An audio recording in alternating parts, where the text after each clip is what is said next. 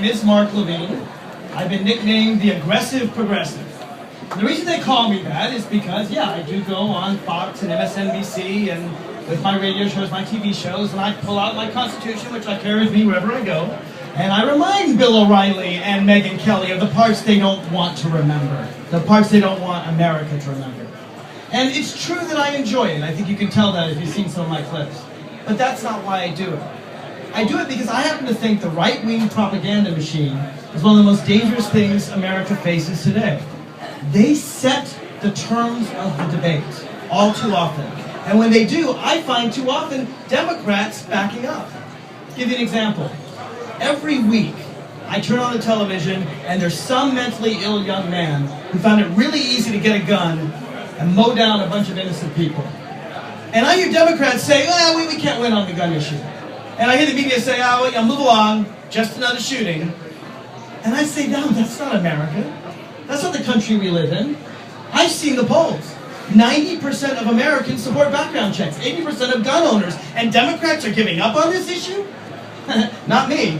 I've been focused on this issue and many others. I've done thousands of radio shows. I've done hundreds of television shows. I do not believe the people of the 8th Congressional District want someone that goes in there and just casts a vote.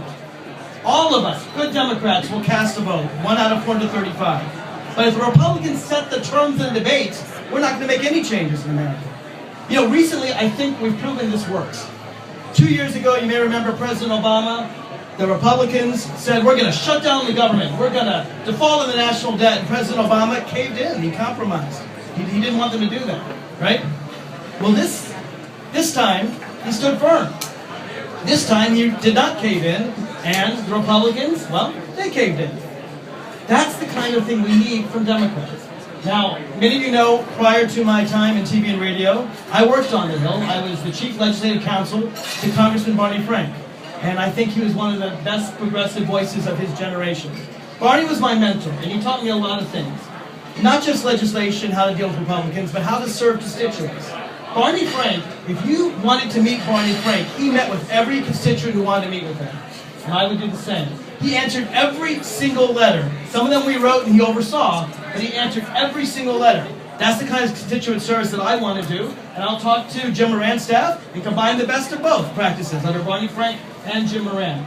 But see, even before I worked in Congress here, I just care a little too much. I've been a citizen activist. I've gotten laws passed and I've never served in any legislature.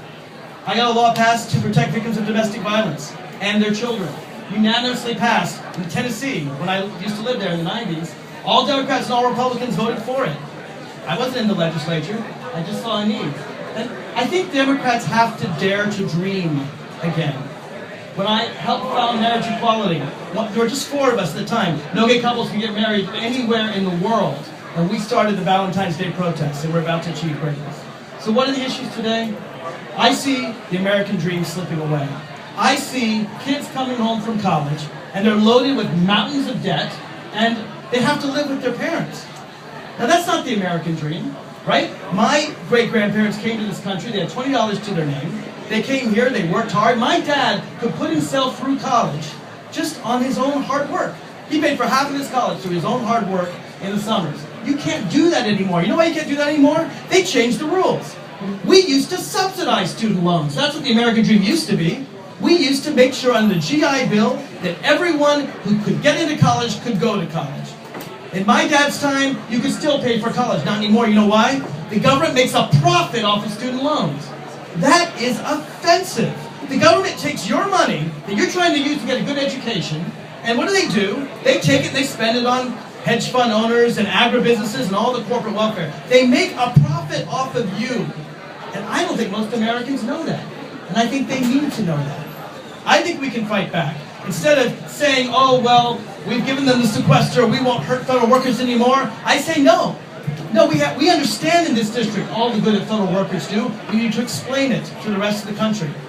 I think on Social Security, don't just protect it, expand it. And we can do that if we make sure that millionaires and billionaires pay their fair share.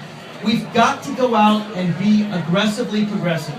And if we don't, they're going to set the terms of debate. And just one more reminder, President Obama told us that we've got to fight him on the left. Remind him when he's caving in too much I guarantee you, like my boss Barney Frank and like Jim Moran, I will not be a quiet voice. I don't have a quiet voice. So thank you for everyone. If you have any interest in talking to me, I want to talk with you. I want to meet every single person in this room. Go to my website. Let me know. If I haven't talked to you personally, I want to know what issues you care about, because it's you I want to fight for. Thank you for your time.